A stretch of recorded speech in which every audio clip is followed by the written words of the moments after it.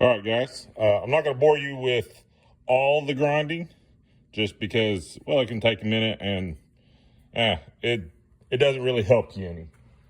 But we got one that I've got most of the way. We're going to do a little bit of finishing on it, and I'll show you how it goes. We use the butt tool, just off of Amazon, 2x42 belts, about that rough.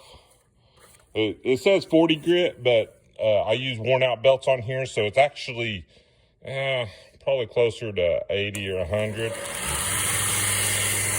I'm gonna come in, square that edge, and kind of a light pressure.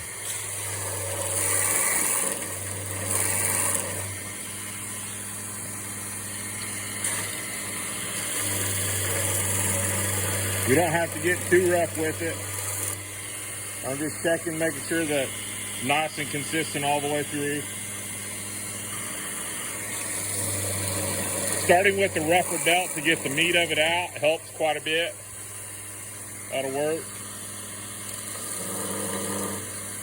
And you can still do this with a typical belt grinder.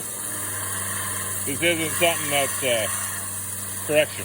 a typical angle grinder. You just want to make sure that that front edge is good. It depends on what you're doing. I like nice and straight ones that you're actually able to scrape with, but a lot of folks do that curve that, hey, comes down to personal preference. A little bit of radius on these corners.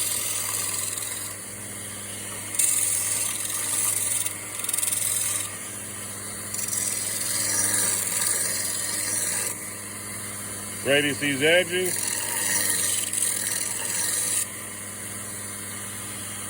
All right. So after this, I'm going to do some deburring, hand deburring. These edges still have a little bit of a burr to them. Get some oil on it, cleaned up, and she'll be ready to go. The scraper is pretty much the same process, just on the scraper. So there it is, nice and simple. Don't overthink it.